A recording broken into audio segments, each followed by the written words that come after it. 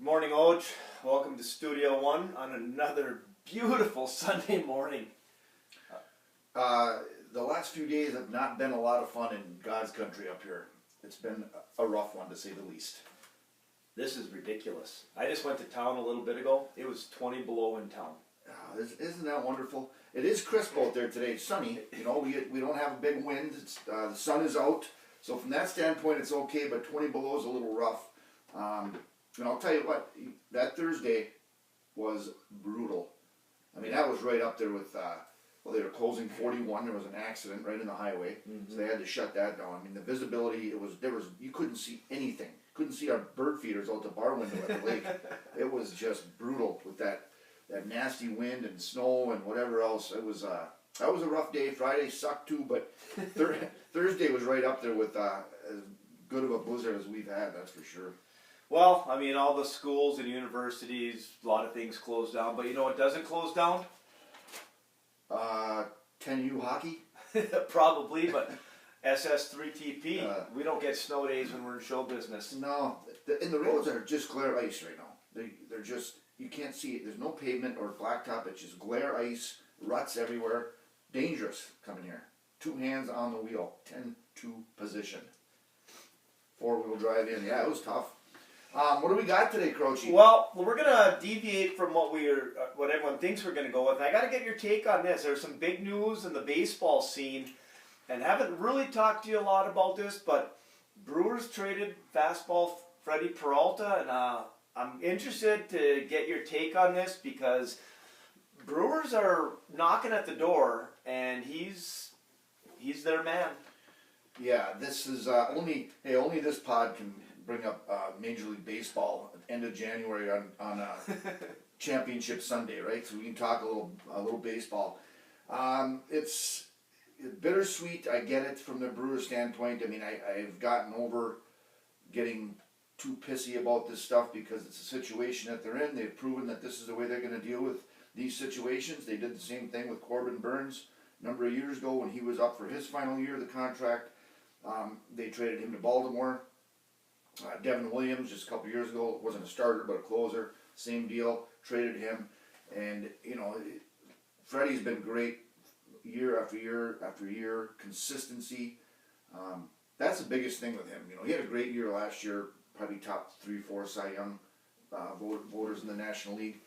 But he makes every start. And that's been his big thing. So the Mets are going to get a guy that's dependable.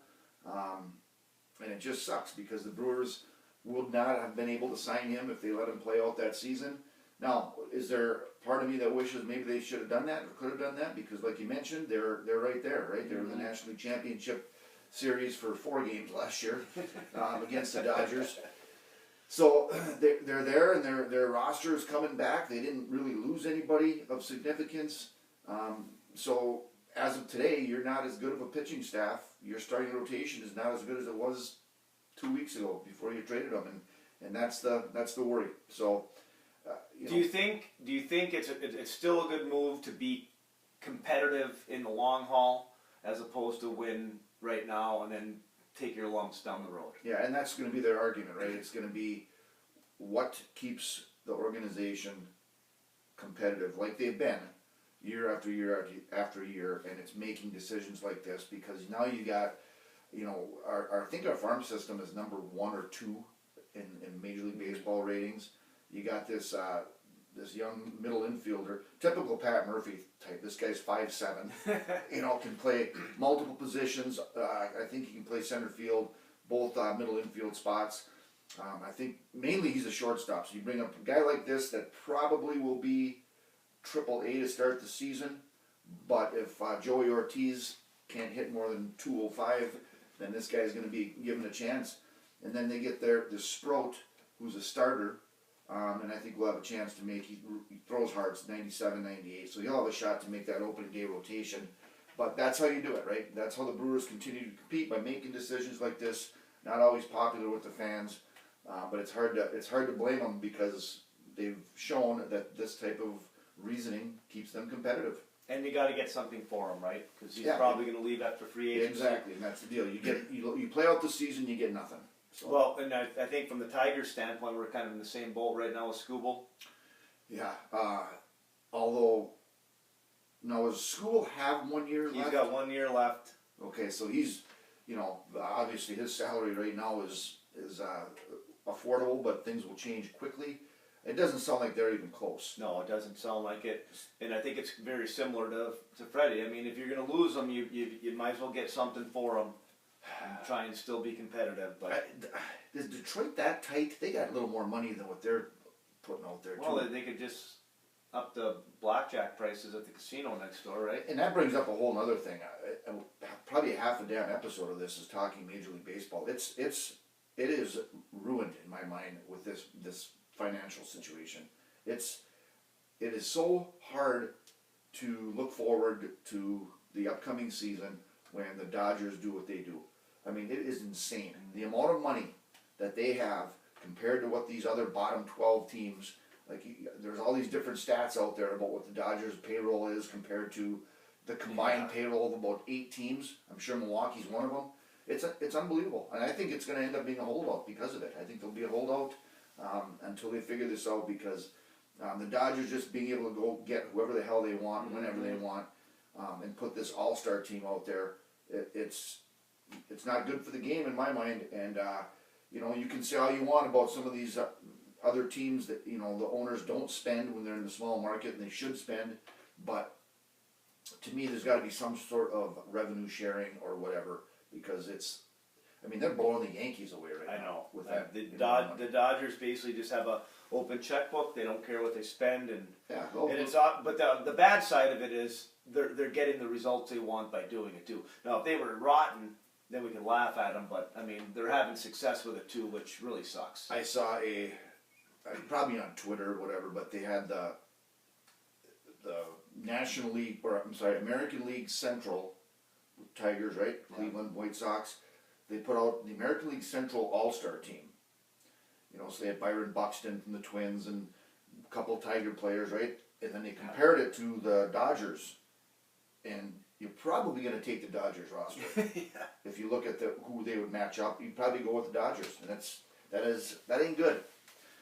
I agree, but nothing better than getting cranked up about baseball on -20 in January. Yeah. We got some football to talk. College football. I guess that's number one right now. We got to get that out of the way. What a national championship game! It was.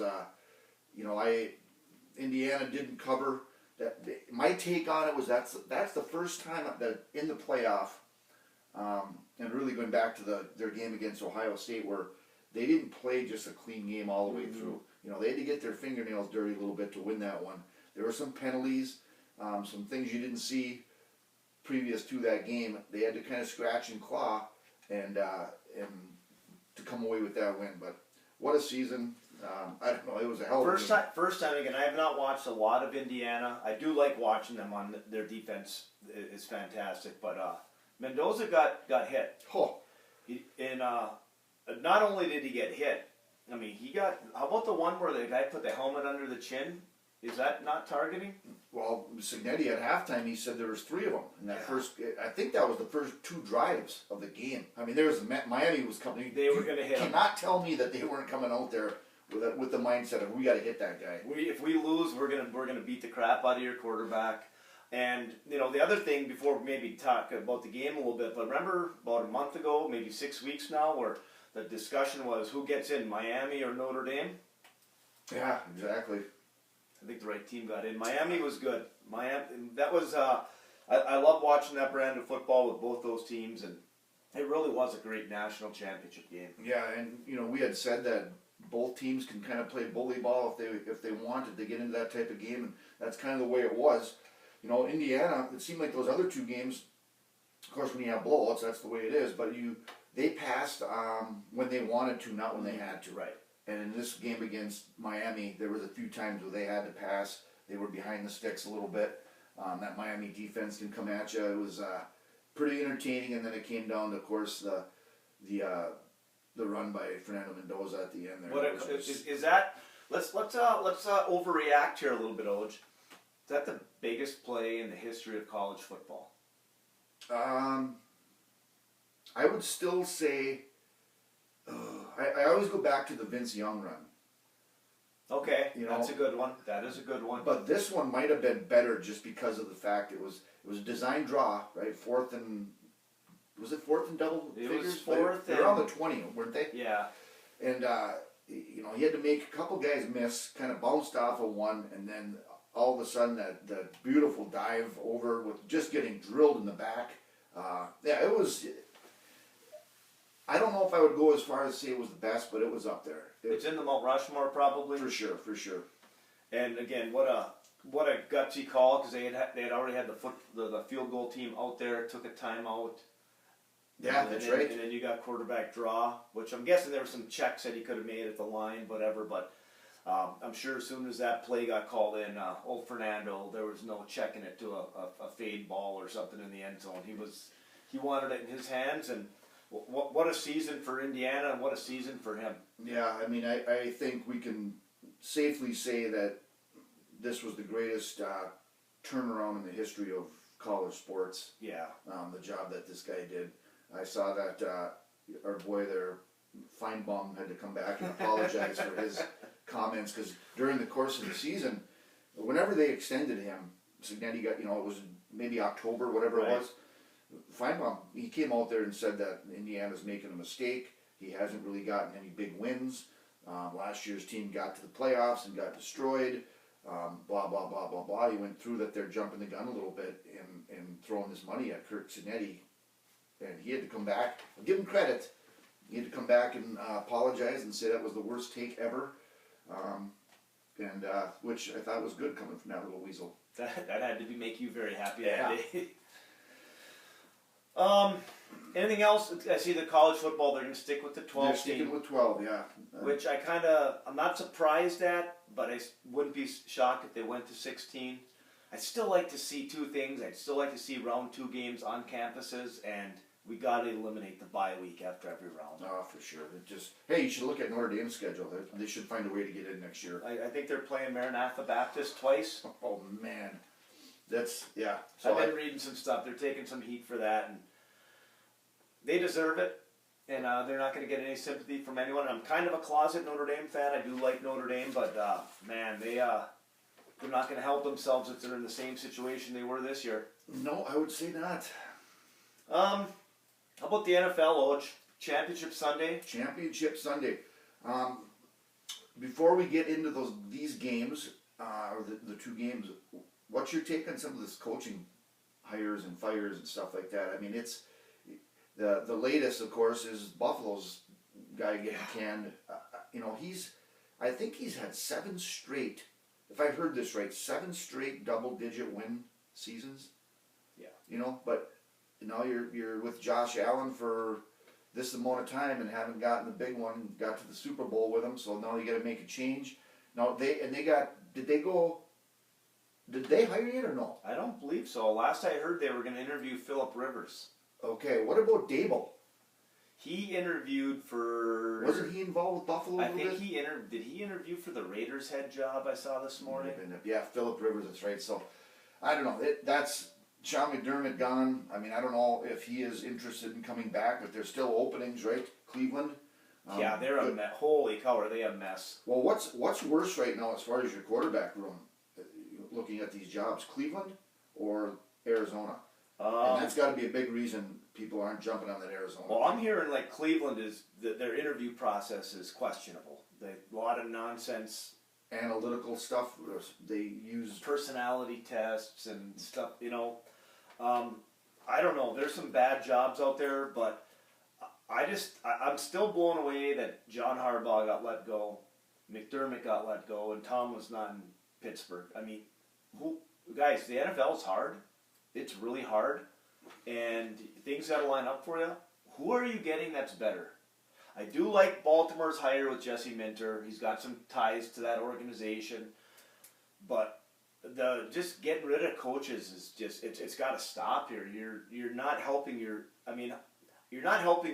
organization, in my opinion. You got to have some consistency, and you do got to catch some breaks to win the whole thing. Yeah, well, it's like I said, it starts with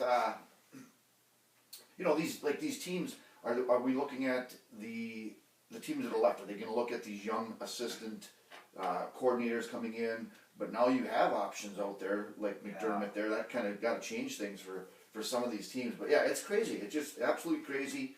And then of course the latest hire was McCarthy going to Pittsburgh, his hometown. I just got a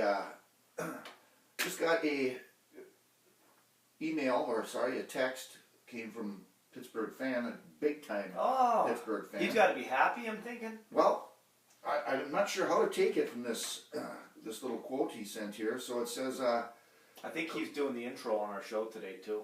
oh really? He is, oh, yeah. Beautiful. So Coach Regal says, well, he doesn't say, this is what he forwarded. Going from Tomlin to McCarthy is like crapping your pants and changing your shirt.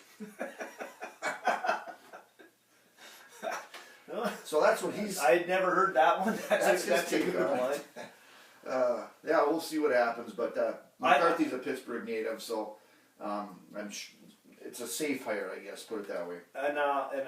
We've been up and down this in years past, but I'm not a big fan of hiring these flavor of the month coordinators. I don't think that, Ben Johnson's a little bit of an exception to it, but obviously the guy at the Jets is not. Just because you're a great coordinator doesn't make you a great head coach. I think we've seen that time and time again. So I think these organizations, especially the ones that are struggling, if you can get a guy that's battle tested, can run an organization, I think that's probably your best bet, and then bring in some coordinators. Robert Saleh get hired by Tennessee? He did. So that'll be interesting over there. Our boy there, McDaniel with his little capris. I mean, is that a match made in hell there or what? It is. But, he turned down the Cleveland thing because of their nonsense. I was reading. Oh really? But him and Harbaugh on the same headset. How would you like to listen in on those conversations? Well, you got to give Harbaugh credit. I mean, he wants to win, and he had to make some changes there, and he went with McDaniel. So it just. And again, that's kind of stated my case. He's probably a better coordinator than he is a head coach. Yeah, I just have a tough time picturing the two of them hanging around having a beer and a burger on the weekends. Speaking of that, we posed a question when Signetti said he was going to have a beer. Yeah. Did you hear what he was drinking? Something from a brewery in Bloomington. Bloomington, yeah.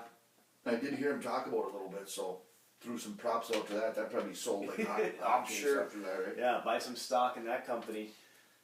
All right, NFL today. First question I'm going to throw at you. We got the 4 teams, conference championship games. Of these 4 starting quarterbacks going today, which one has the most pressure on them? Pressure? Yeah.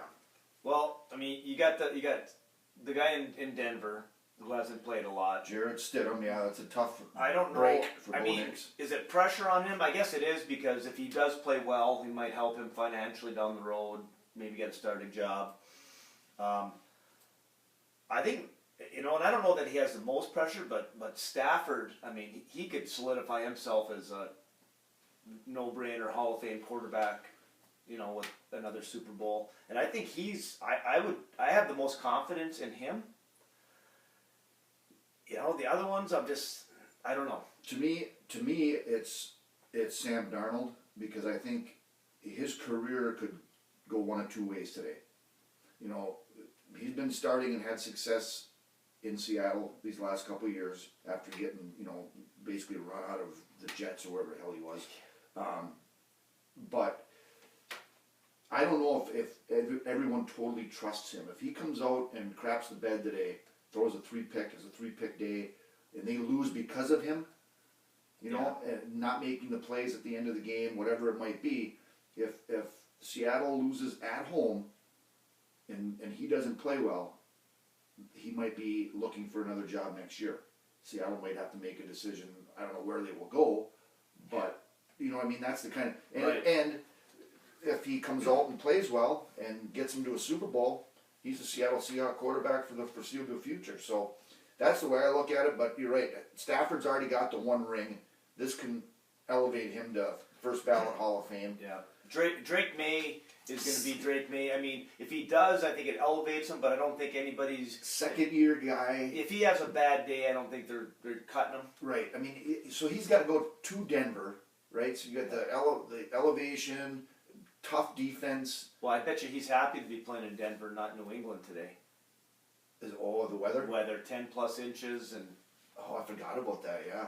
you know, That's right. you and I love that stuff, but I don't think quarterbacks like those conditions as much as maybe some offensive linemen do. Yeah, I think if Drake May just plays a solid, throws for 225 and a couple touchdowns and doesn't make the mistakes, I think New England Yeah. will probably do enough to win that game. The Stidham thing is interesting, though. You know, he was drafted by the Patriots. I think I did know that. I think I remember him being on their roster. He backed up Brady for a couple of years right before Brady went to Tampa Bay. Mhm. It's kind of a revenge game because then it was there for him to be that starting quarterback, and they said no, and they brought in Cam Newton. How'd that work out? Not very good. So, you know, he's probably a little bit of a revenge factor for him with the Patriot organization. I think his deal is if he just plays a decent game and doesn't make the mistakes. He doesn't have to win the game for Denver, but he can't lose it for him. Good point. The other side of it, I'm really torn on that game. I think it's a -1.5 now. Seattle, last I've seen. I think if I'm leaning towards taking Seattle in that game. I think the Rams probably have the better roster, but I think Seattle just got a little bit, just something going, and I think at home they're going to take care of it today. And I think Darnold will have a decent game. They're missing that running back. Charbonnet's done. That'll hurt, but they still have the old Michigan State Spartan there. Yep. And he's solid. I think both of them should be good games. I'm actually excited to plant myself in that chair with a blanket and a sweatshirt today and watch those things. I'm going to lean towards the Rams. I think Stafford, I think he, with all his experience, I don't think the environment is gonna rattle him with the noise and all that. It's going to be cold. He hasn't been good in the cold. But he's the most battle tested guy out there. He's been through this, and he's got weapons around him that if he can make some good throws, I mean, Devontae Adams and Puka are as good of a receiving core as you're going to have. They can run the ball a little bit. So I think I'm leaning towards the Rams, and I think I'm leaning towards the Patriots in the other game too. Yeah, it should be interesting on that Patriot game. That started out as New England was -5.5 like midweek.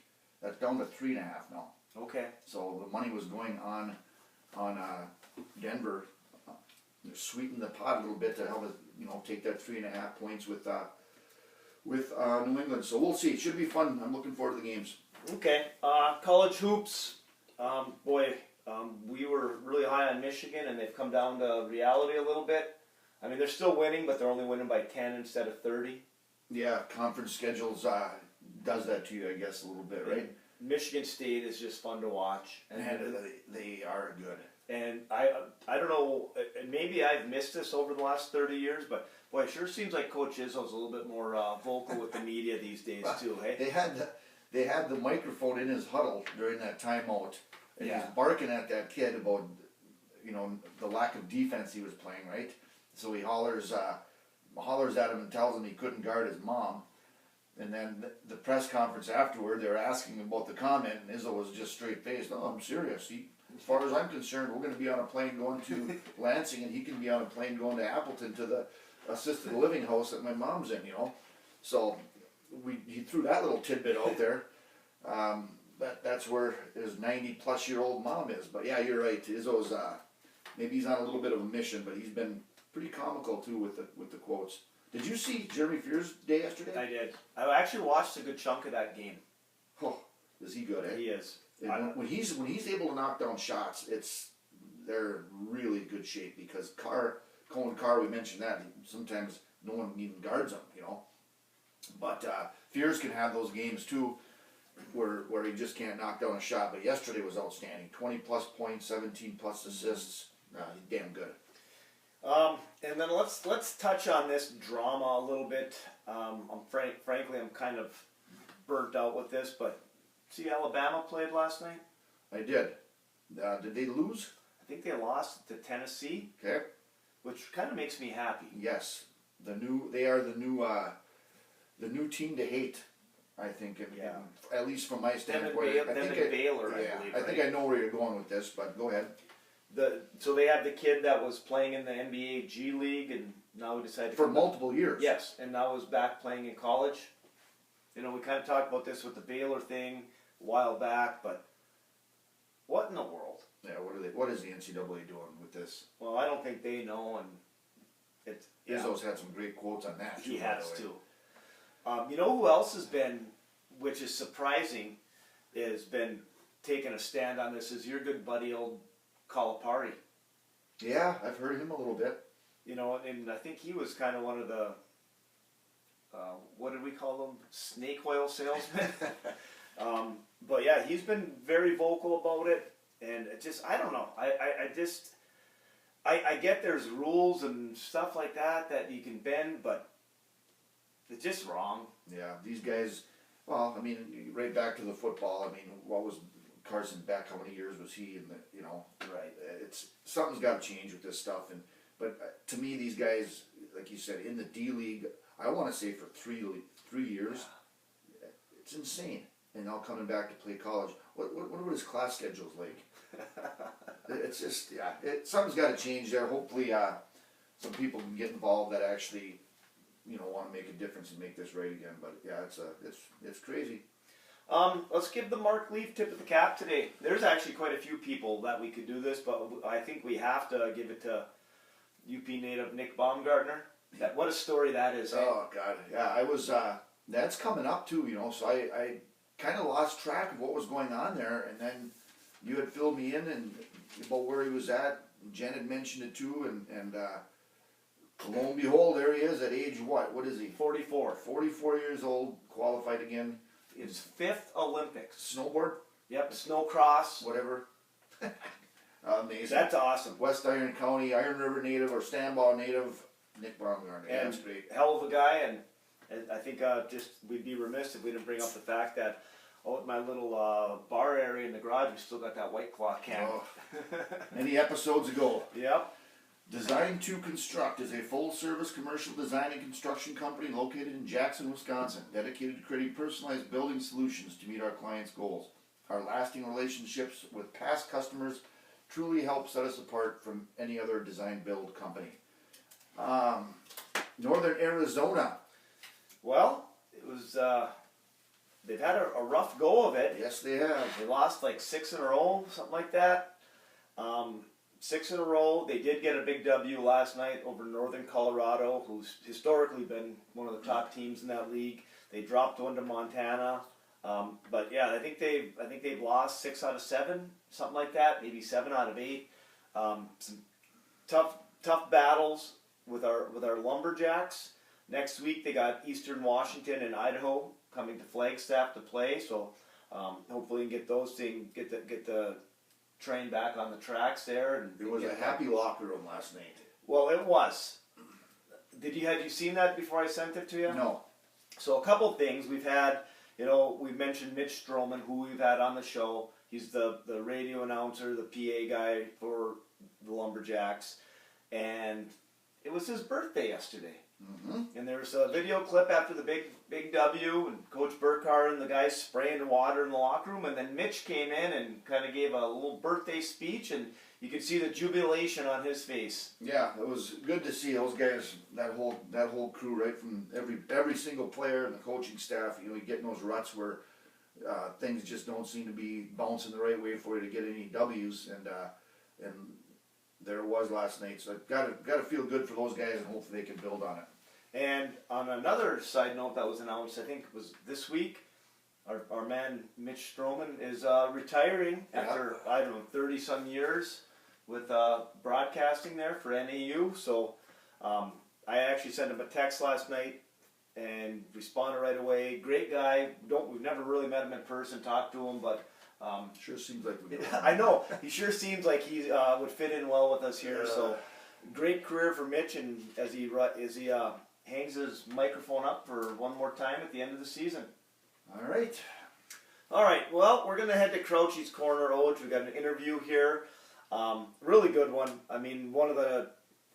You look at careers throughout the UP of athletes of all time, you got to put another Ewan native in this conversation. We got another Ewan native, yeah. Well, when are we going to have a Ewan football player on? But when you look at great players in the UP, Allison Bailey, who's now Allison Bottoms, what a career she had for E-TC and for the Michigan Tech Huskies. Yeah, no doubt. It's you know, that I grew up with that family. You know, her older brother, a year older than me, and Trisha, her older sisters, graduated with me. I was close with all of them for forever. You know, and I should have mentioned it during the interview too. You know how important and the respect and gratitude I have for their dad, Russ, who was our high school principal and athletic director forever. You know, right through our, you know, when I was in school and previous to that, you know, how many places where could you just drive down to your AD or principal's house, you know, knock on the door, have him come over and ask if you can have the keys to the gym, you know, and give you the whole pile, and that's what he would do, you know, and so pretty cool, and it was good to. Well, I got a good Russ. I was thinking about this when we talked the other day, and you had told me the story. I don't remember it, but district game, I think, against Lake Linden, and you somehow decided to smash your face off Somebody else's elbow. Yeah, and were bleeding rather heavily. Yeah, right on that eyebrow area and that bone. And how many places does the principal AD come into the locker room to make sure you're that he's getting stitched up so he can get back in the game? Exactly. I don't know what they would have done if they didn't have any direction from him. You know, Russ came in there and there was no trip to the ER for stitches. It was going to get butterflied or whatever that's called. You know, and he was right involved with that and got me back out there. So yeah, pretty cool. And of course, Allison, you know, she younger and. Just kind of in the way when we were growing up, but what a career she had. Well, again, you look at great people we've had on this podcast. She's a 2007 UP Hall of Fame inductee, you know, and then a 2012 MTU Hall of Fame inductee. You know, that's a pretty good resume. Great talking to her. We could have probably sat and talked with her for hours about her career and what's going on, but. Let's hear what Allison Bailey Bottoms had to say. Right. Well, Allison, thank you for joining us today. And we'll start by asking you what we ask all of our famous guests on here. Have you ever actually listened to this podcast? I have actually listened to it a few times. Oh. Yeah, I have. I enjoy it, you know, and there's, you know, I love the guests that you've had. Some of them I've actually forgotten about, like Christian Wilson, right? I forgot he was a Youper. I actually forgot that. Yeah. So that was fun because Wilsey was he was the assistant coach at Tech my first year. So he's entertaining.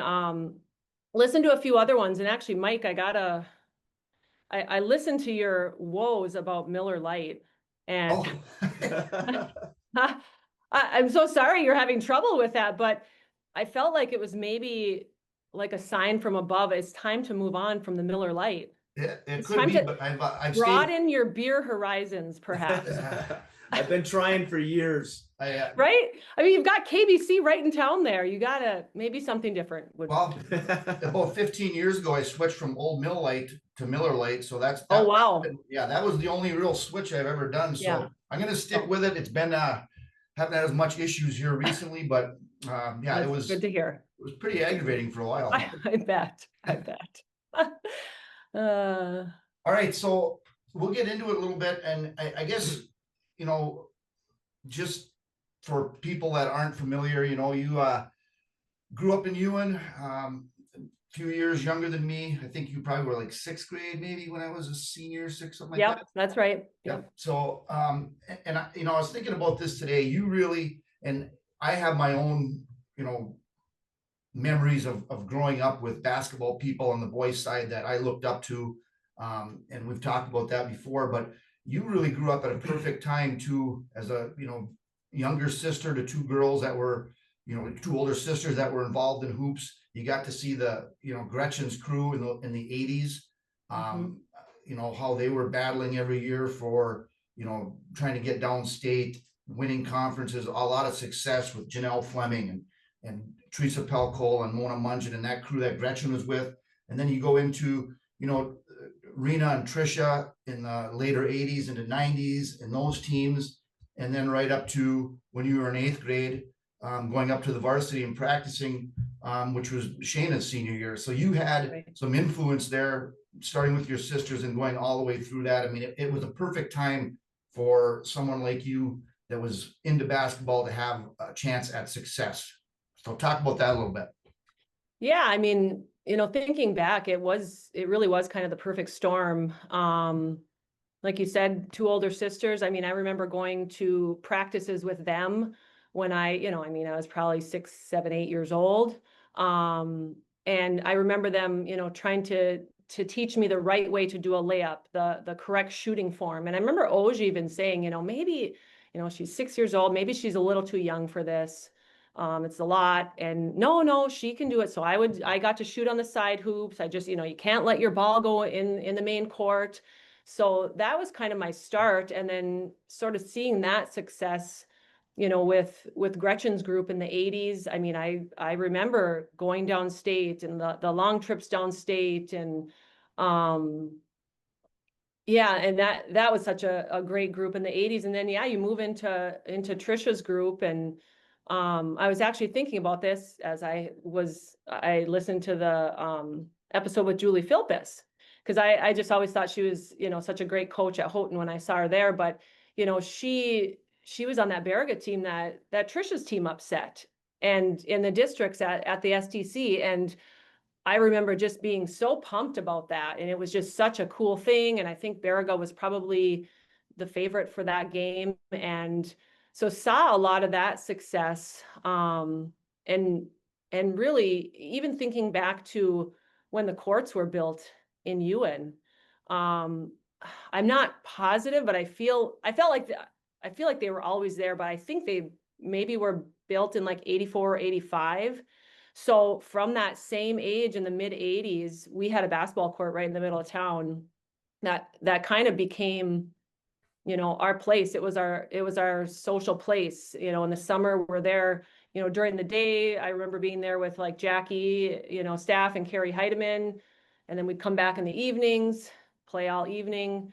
So that kind of helped as well. And then, going into, when I was an 8th grader, so both myself and then Jackie and Carrie, we were the basketball managers that year. So that would be Shayna's senior year.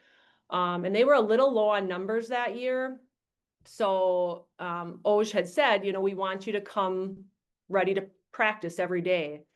So I spent an entire season, my 8th grade year, guarding Shayna at practice. And, That'll get you ready for varsity ball. yeah, right. And I mean, at the time I was like, this is just cool. I get to play. And I think Oj actually told Shayna, like, we need to get this girl ready. When you're gone next year, she needs to be ready to play as a freshman. And, Shayna, like, she doesn't care if you're in 8th grade or a senior or in 2nd grade, she's going to play hard against you. So that was probably like a really, really great thing for all three of us to be able to play against varsity players, but especially for me, I feel thankful that I kind of got that competition leading up into my freshman year. So. Well, let's talk a little bit about the success. Oj and I talk a lot about the days of Hedgecock Fieldhouse and the unbelievable environment that was. And you got to play in there a number of times, and talk about some of the successes that went into getting into Hedgecock and what you remember from playing on that court and from there on. Yeah, that, boy, I mean, it almost makes me sick to think of that, when they closed that, it was just one of the best basketball environments I've ever played in, even with, all the places I played in college. So I spent a lot of time there growing up, going to summer camps at Northern, and then in high school, always playing the regionals there. So we always made it to regionals.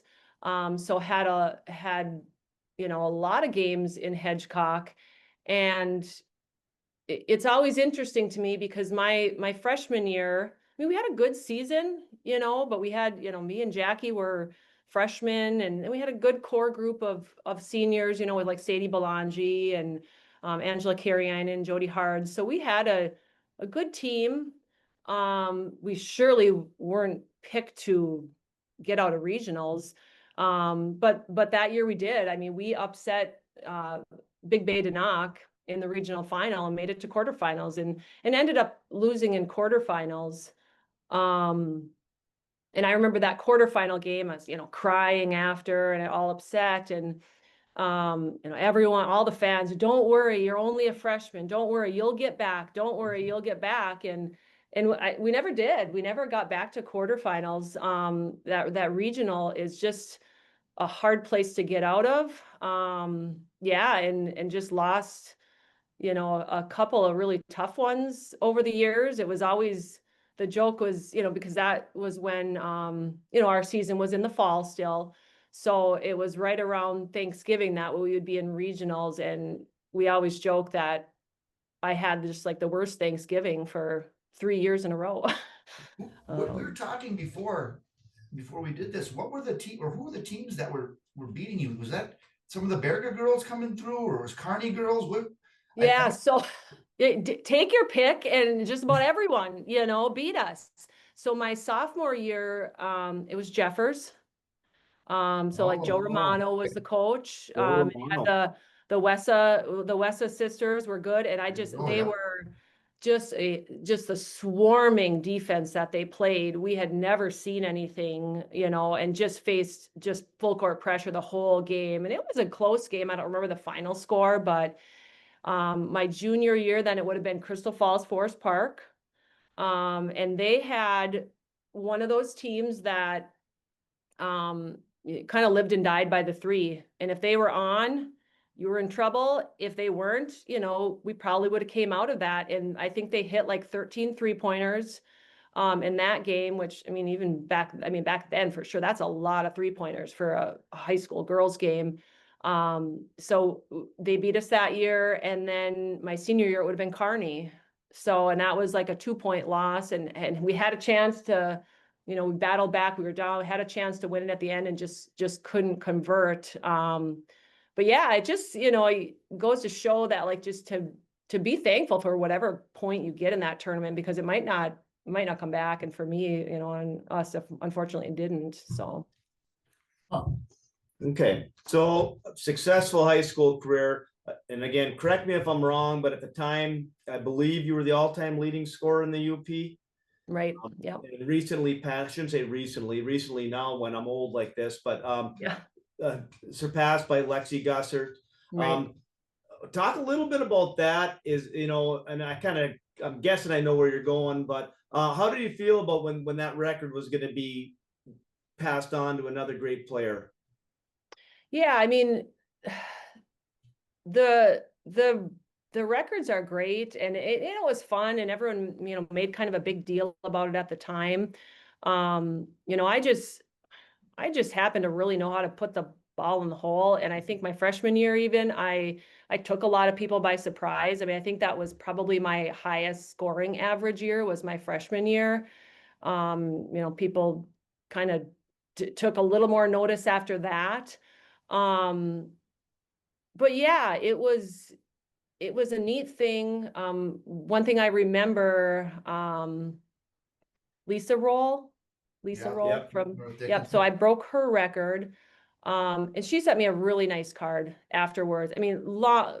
Long written note, about her time and, congratulations on the record. And I just thought that was so neat that, she was recognizing like, hey, that's awesome. And she gave me some advice. She said, if you're, looking to play in college, it's going to be the best, experience of your life. Be ready to work hard. It was just a very nice card. And really, you got to know that those records are not going to stand forever. And if it did, it would show just that maybe basketball was getting stagnant in the UP, and it's not. So by Lexi beating that record shows just everyone is upping their level of play.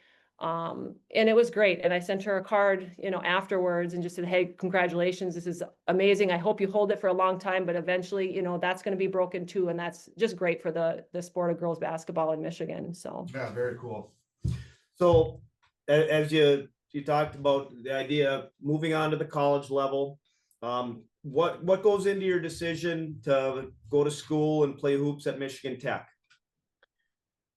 So, I would say leading up to my senior year, you get lots of letters, right, over the years of playing and, Division I and schools that are far away. And I was open to all that, kind of, doing some looking into to other schools on my own.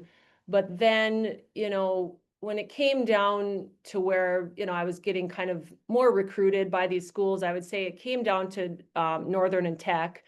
I had official visits scheduled for Grand Valley and Lake State, and I did end up canceling those just because once I got kind of closer to my senior year, I decided I wanted to maybe be a little closer to home, hopefully stay in the UP.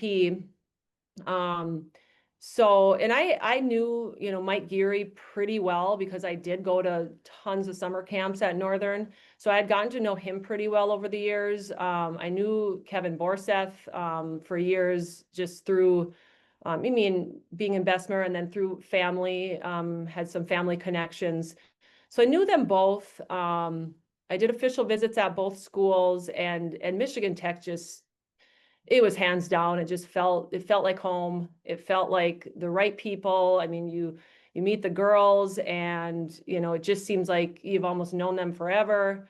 Borch was great. I really enjoyed him. He also, said, we think you can come in and you can play. We think you can play right away. And that was an important thing for me. I didn't really have an interest.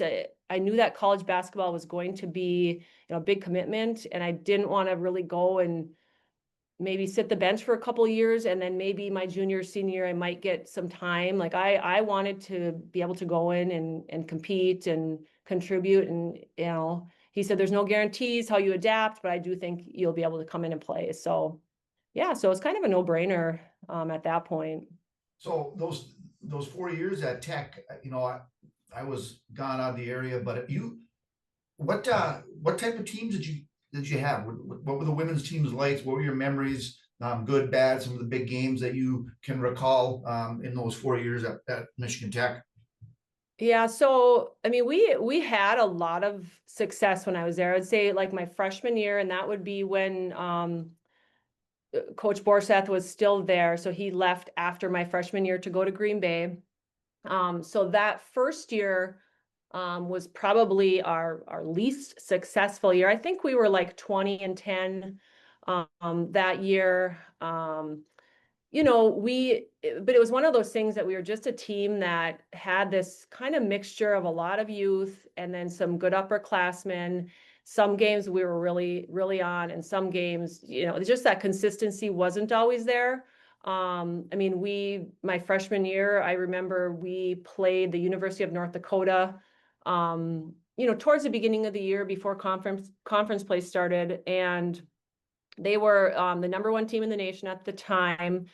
They had this Jenny Krause, who was, I think she was like 6'3" or so. I mean, for Division II, that's pretty big.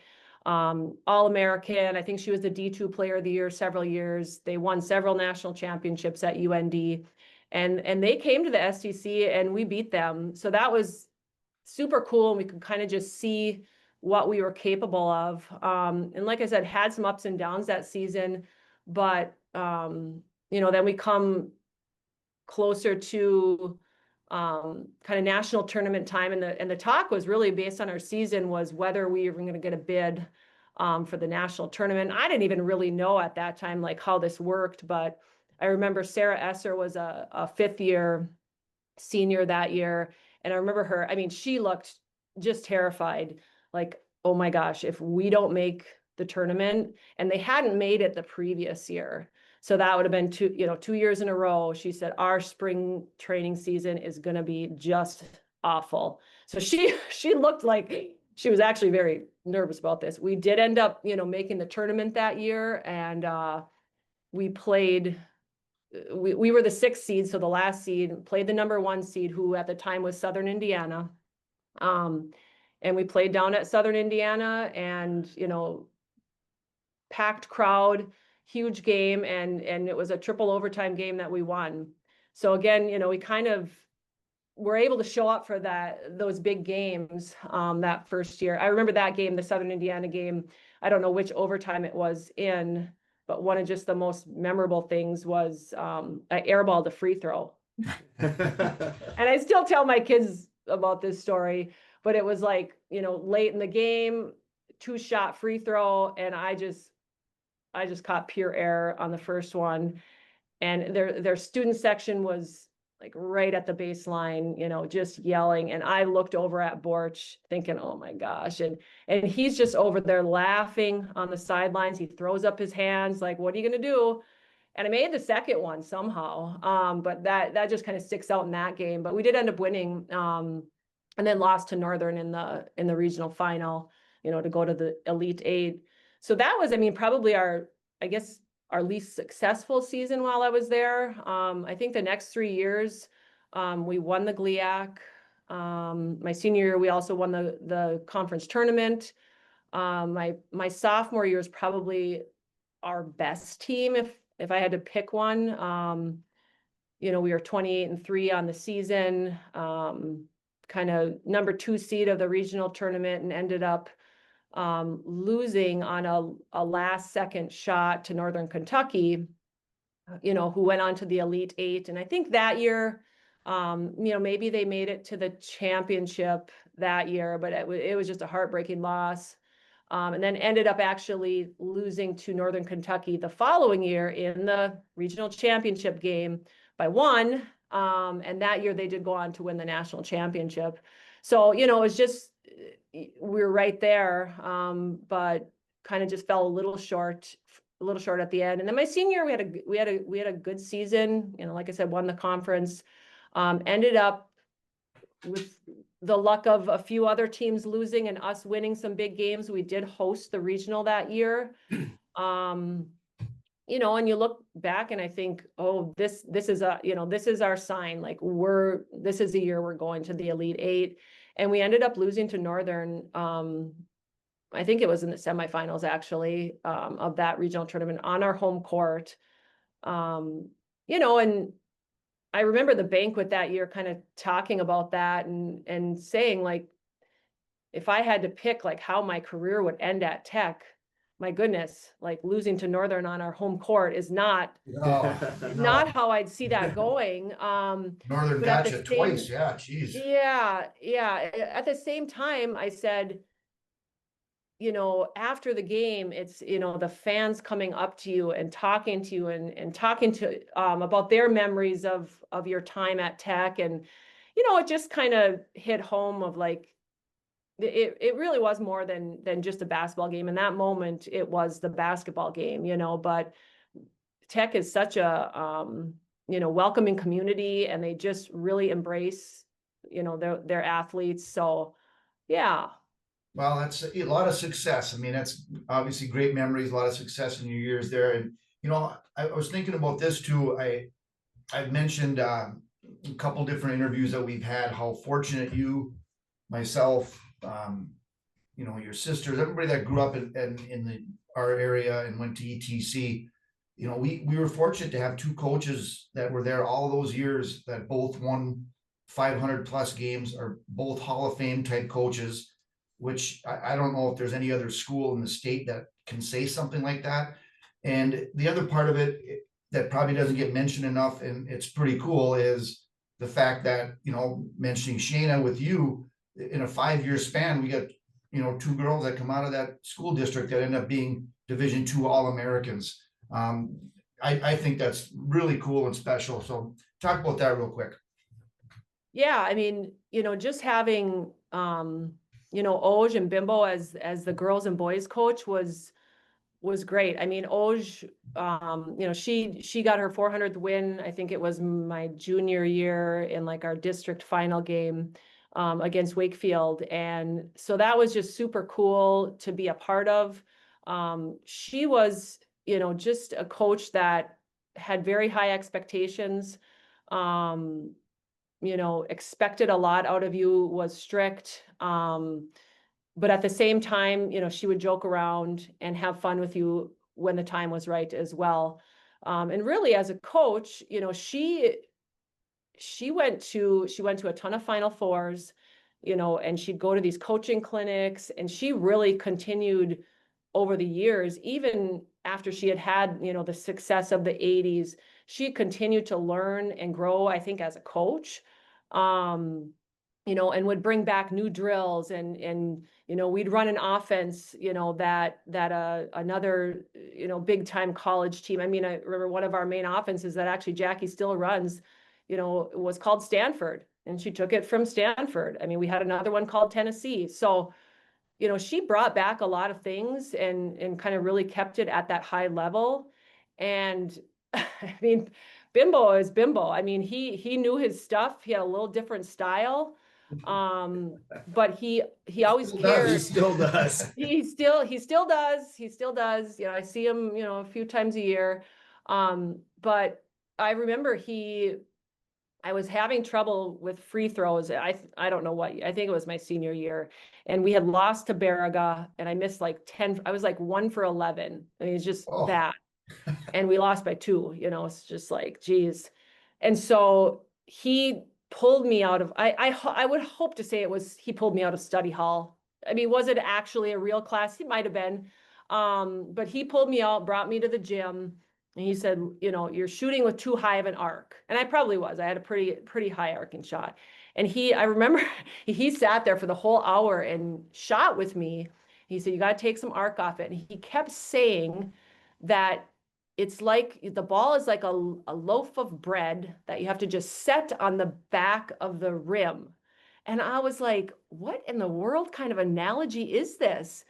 But I think he was just saying, like, you're reaching up too high, just like you take this loaf of bread and you just set it up there. And I mean, I did improve my free throws, and it did help. I took a little arc off it. So he was always willing, whether it was one of his boys or if it was somebody on the girls' side, you know, he was really willing to try to help out. So yeah, well, very cool. So this is the other question now. I think before we're done, I got to get this. I've been thinking about this, and this is really what's important with this whole interview.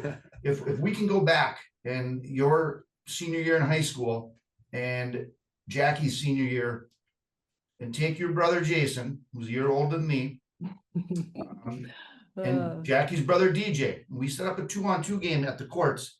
Who wins that game? Now, you know, Jason, the only time I ever remember him playing basketball is if we were in desperate need of somebody at the courts. If we had 7 and we needed 4-on-4, and he was absolutely hard. There was no fishing or no motorbikes to fix, and we would drag him out there so he could function a little bit. Yeah. So what's your thoughts on that? You know, I mean, of course I'm going to have to go with Jason and I are going to win, right? I'm not like in this kind of game in my mind. I'm definitely not, you know, not picking Jackie and DJ to win. So I definitely think Jason and I could take it. Now the strategy would be interesting. And I'm going to have to say, you know, have to have Jason check the ball at the top. I suppose Jackie would probably be guarding him because she's just going to try to steal it from him instantly. But she probably yeah. And so then that would put me in the post against DJ. So if Jason can just make that little post end, I can pretty much catch anything in the post that you throw at me. So if he can if he can get by Jackie for a half a second and get it in, I think that I could outmaneuver DJ on there. I think so too. It's Jason's got to be able to function maybe 2 dribbles. Yeah. Without Jackie pick in his pocket and yeah, it might even be a check and a direct pass. I maybe even skip the 2 dribbles. Oh, that's beautiful. Yeah. Well, real quick, we got about a minute left here, but you are in Hibbing, Minnesota, like we said. You're coaching JV girls hoops. Your kids are involved in sports. You're going to go watch your boys play at the Target Center over the weekend, correct? Mm-hmm. Yep. Yeah. So yeah, I'm in Hibbing. I've been here since 2004. So I have been here a while. This is where my husband grew up. So that's kind of how we came to be here. Yeah, I've got my oldest son is a junior. My daughter is a freshman, and then my youngest son is a 7th grader. So yep, my son, they're all in basketball. They also do cross country and track. So yeah, my son will be playing at the Target Center tomorrow. Hoping we can warm up enough to make it down to the Twin Cities.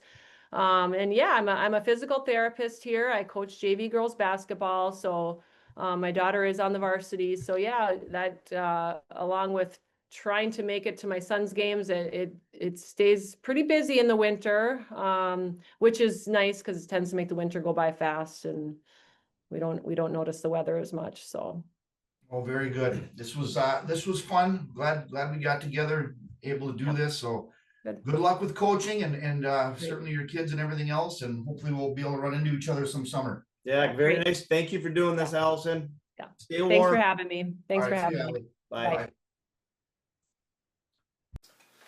Okay, Oj, let's dip into the listener questions today, and this one I don't even think is a real question, but we have someone that's not real pleased. No, Or odd. certainly has a little bit of an edge to him in this statement or rant. This is Jesse from Appleton, who's usually, just been providing us with some good insight here recently. He's kind of like our research department. We complimented him the other week, right? Yeah. So he's been on our good side here, and he's had a little bit of edge to him with this. So he says, I got a beef with Matt from Mohawk / Normal / Minneapolis, St. Paul / Cal, or wherever he pretends to be from. Get your questions in a timely manner. Your last second questions are ridiculous and almost laughable at times. You have 2 weeks to think of something intelligent to ask, but yet you get your mumbo jumbo in at the buzzer, leaving the two hosts hanging out to dry and usually have no clue what you are talking about. Be better and pick one spot To live. Oh, there it goes. One spot to live and ask a relevant question. Did we get? I guess I Sheesh. didn't check the old email. Did we get a last second question from Matt today? Oh, this would be, That would be perfect. Hey. I would love it. I'm not seeing anything. Oh, okay, that would have been outstanding. But yeah, maybe we got a little listener fight going on behind the scenes It's been there. a while since we had a little rivalry going. Hey? Yes, it has. I'm curious to see how Matt from Minneapolis will respond to Jesse from Appleton. Stay tuned, folks. I do appreciate Jesse having our back though, because he understands the stress that those last minute questions put on our lives. No doubt about it. All right, the big Pusk is back. Yeah, always nice to hear from the big puss. Leroy Puskinen from Cal. Great LTL 2 episodes ago. Losers like you and me fit you two to a T. Well, thanks, Leroy. Will Sharon Moore coach again? What level of football will he next coach? Also, Oj is a career elementary PE teacher. Could you pick out who would be the best athletes in high school as they came through your classes? Were you ever surprised by a kid who defied your expectations? Keep up the good work. I would guess at some point Sharon's going to end up somewhere. I can't ever imagine him getting a big time job. I still question whether he should have had a big time job. But usually people like that keep turning up. Yeah, but Unless he's in prison. I think he had a court date the other day when I heard. Yeah. But, maybe Coach Harbaugh will take him. Offensive line coach with the Chargers. I don't know. He's going to have to be away from it for a while and obviously work on maybe repairing the family situation before he thinks about anything else, and then whether or not somebody wants to take a chance with a hire. But I think that'd be the best case scenario for him, is somewhere down the road he gets back into it and does all the right apologies and coach the O-line wherever that might be. Part 2 of this question, the big puss was kind of defied my expectations. If he wants to get right down to it, when he mentions that individual, there's certain kids you think about, but really when I was thinking about that question, it's more about the classes, and it still is. Like you have the 4th or 5th grade classes that are coming into the gym twice a week or whatever they may be, and you watch these groups grow up together. You can pick out the classes that are going to be damn good with the amount of boys in them, in those classes, and the types of kids that are in them. Like the 2 examples of that, Matt and Travis senior year, that group, you could tell 1st, 2nd grade, they're going to be pretty good. There was a pile of boys in there that played together, that worked together, did a lot of stuff all the way through, you know, right from Little League Baseball to everything they could, every way they could compete as they grew up, they did, and it showed. In the class right before them, like Cooper's class, they just didn't have a real good group there of athletes, you know, and it was, you could kind of pick that early on too. So I guess I looked at it more that way. It was always about which groups coming through had a chance to be successful in whatever multiple sports, you know, that they played, because they had good senior class and a good junior class behind them. You know, you get those back-to-backs, Right. those are the ones you want to have 100%. success. And we had that with that crew, because the group, you know, after Matt and Trav obviously was damn good.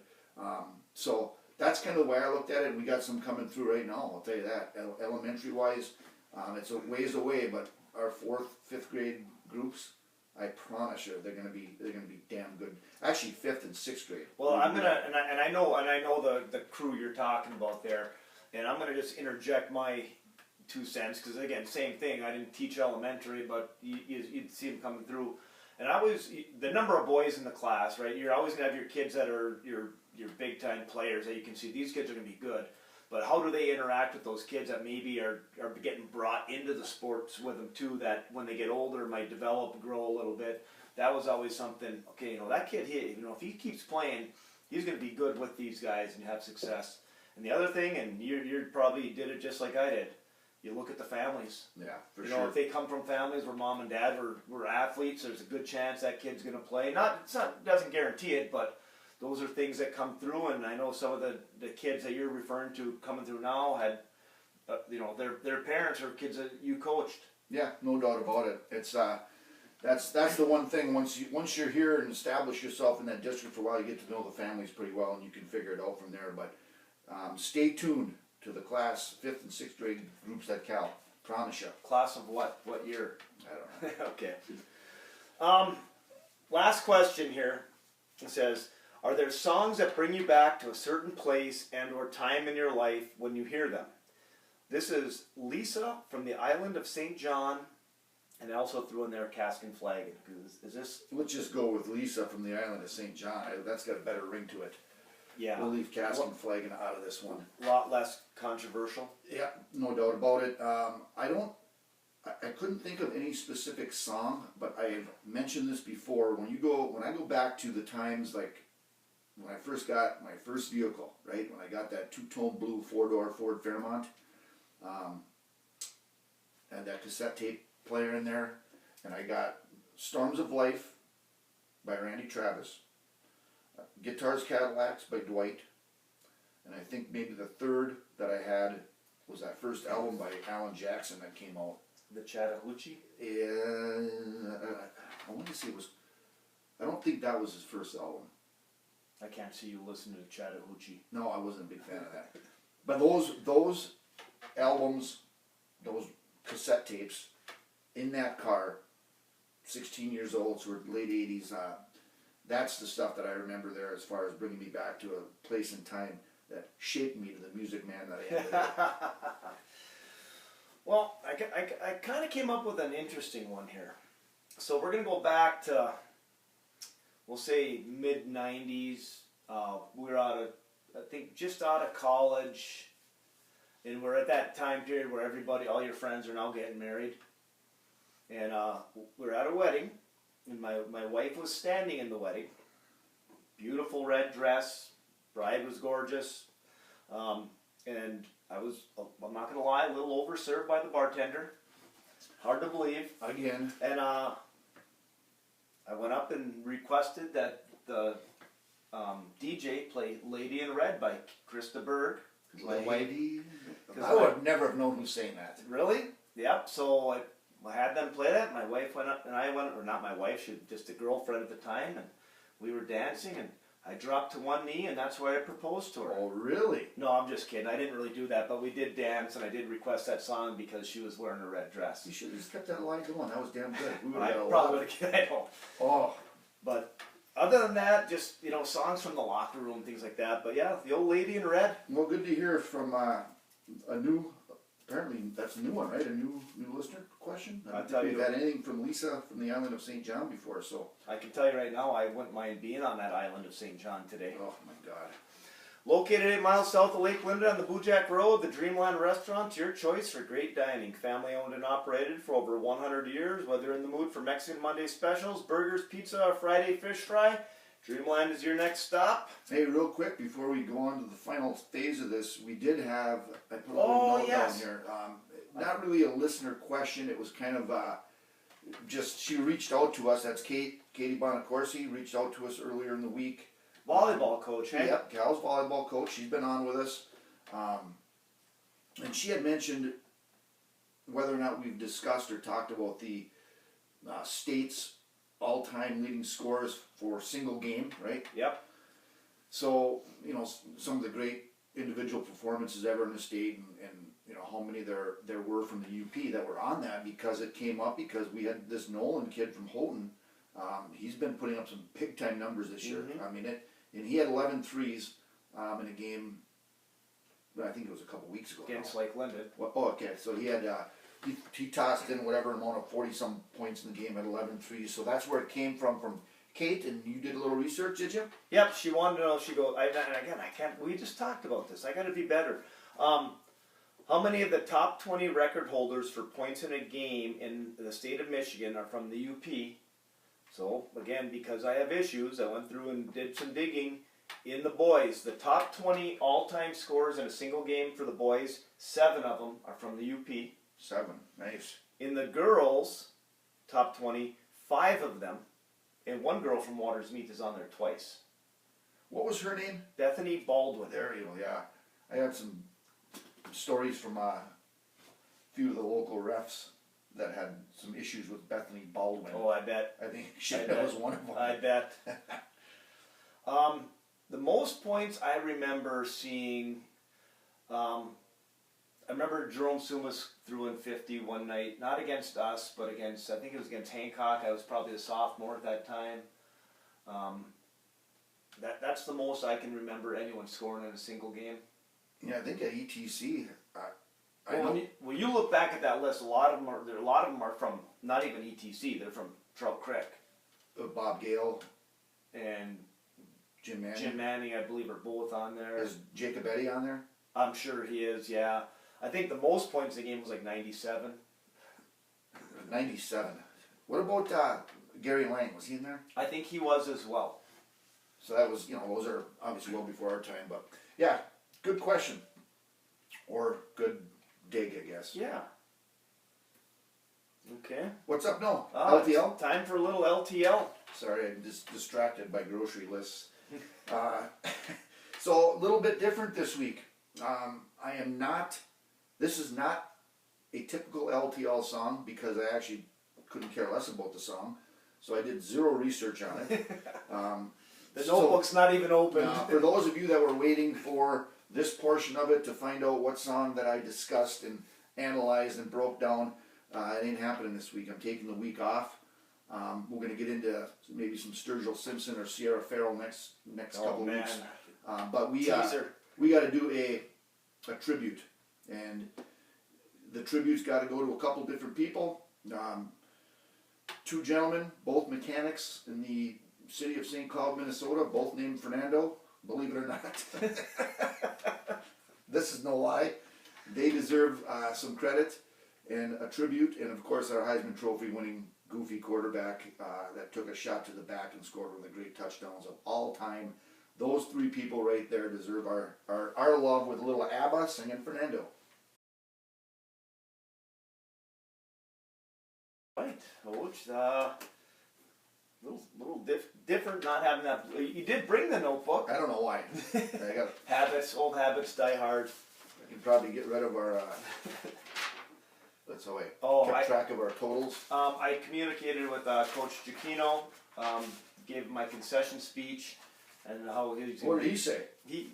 Is he still in? Well, he didn't even remember bringing it up that he was going to be the one to cook them. Really? Yeah. Wow. I think I got him set straight. Wow, he and I over. Didn't remember that part of the whole thing. Well, I even gave him the specific episode and told him go back and listen. So, but I don't think know if I trust him I know. cooking that steak. He and I come up with consensus that they're going to be ribeyes. Well, I'm good for that, for sure. Okay, and then we got to find a potato and stuff, but then we got to get him to cook them. All right. Probably at the camp. I would assume so. Not today. No, no. All right. Hopefully the weather takes a turn for the gooder here. Warms up a little bit because this is getting old. Yeah, it's really cutting into our hot tub time. I know. I'm just dumping chlorine in there to keep the water clean, so when we finally can get in there and not have to put the chook on. Last night we checked it out too, and there was no chance. I mean, No. it was bitter cold. So we'll see what happens here. It's going to be another rough week. Enjoy the football games today, Crouchy. See you, Oj. Talk to you later.